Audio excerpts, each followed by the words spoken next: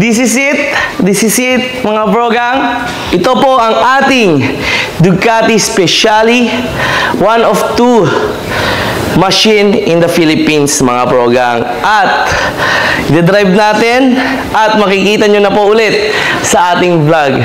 Before that, I would like to start with a gratitude sa inyong lahat mga brogang, sa lahat ng mga supporters. Salamat po sa paghihintay dahil sabi ko nga po, meron tayong mga mission na gagawin, kaya mawawala muna tayo sa social media. But sabi ko, and I pray na babalik rin tayo very very soon. Finally ngayon, andito na tayo ulit at gagamitin natin ulit ang ating Ducati Speciale. Engine start muna tayo. Natapos na rin natin change oil, palitan yung gulong, i-check yung suspension. Pag nag-ride tayo ulit ay magiging smooth ang ating pagtakbo. Igisingin natin ulit ang natutulog na beast. Ready na? 3, 2, 1, lingap. Woo! Grabe. Hindi ko alam kung naririnig niyo po ako, pero naka-mic naman po tayo. It's good to be back. Sobrang masaya. At syempre, whatever happen, hindi ko kakalimutan ang mga brogangsters ko. I love you very much, brogang. Alam ko lagi kayo andyan dyan. And sabi ko nga, hintayin nyo lang po ako. Babalik ako. Because we are now public servant. So we have to serve the people. And of course, I have to inspire my brogangsters. So ngayong araw po ay iikutin natin lang, kakapain lang natin po brogang yung ating Speciale dahil matagal na natin hindi na-ride.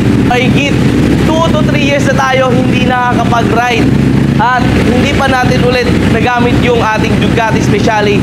At subukan lang natin ngayong araw na ikutin ang Speciale natin. Let's go! And don't forget to like and subscribe. Here we go, bro gang. Live muna mga brogang.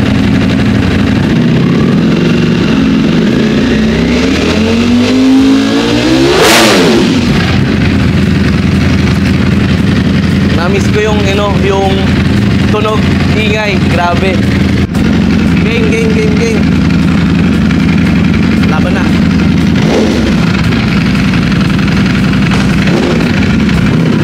Woo! Grabe. Na-miss ko yung motor natin. Ay, sama kayo mga brogang.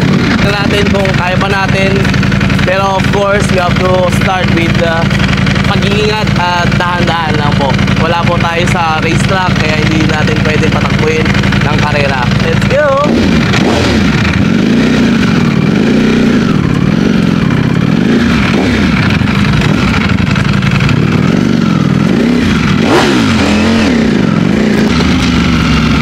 Grabe, solid.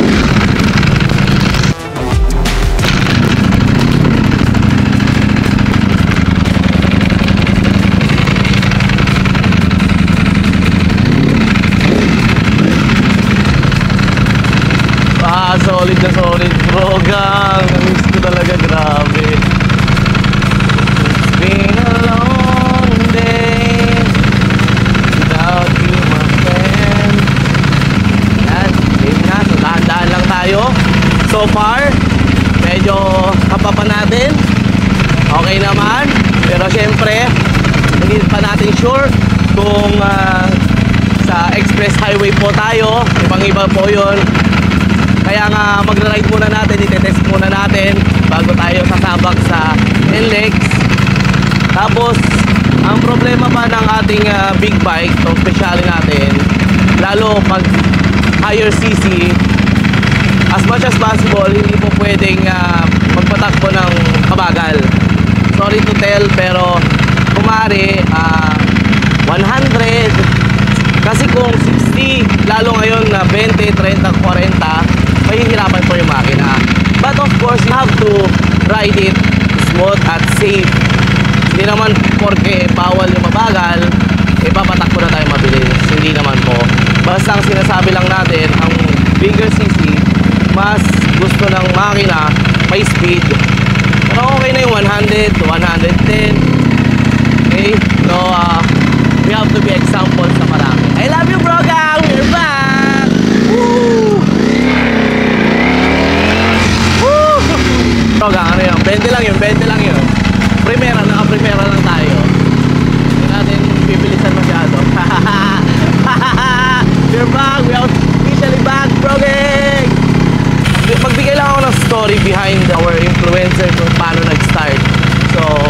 that was 2019. And then we got this tapusan ng 2018. And then after how many months, like 7 to 8 months, ay biglang may nanood. Nung una upload po kasi natin, no one watched our vlog. And then out of the blue, biglang marami pong nanood, biglang may nag-subscribe. So biglang gumalaw yung subscriber, and reach namin bakit, anong nangyari. And when we find out na itong Ducati Speciale yung reason kung bakit nag-gain tayo ng subscriber, so that's the story. Sabi ko sa sarili ko, gusto ng tao na itong big bike. They not try to focus on making a vlog about big bikes or about motorcycle, especially itong Ducati Speciale natin. So doon nag-start, and then totoo nga na maraming nagkagusto. Like before, andito tayo ulit, and we will finish what we started. Thank you again sa tiwala, sa pagsuporta, sa paghihintay. I love you, mahal ko kayo mga brogang. Big up!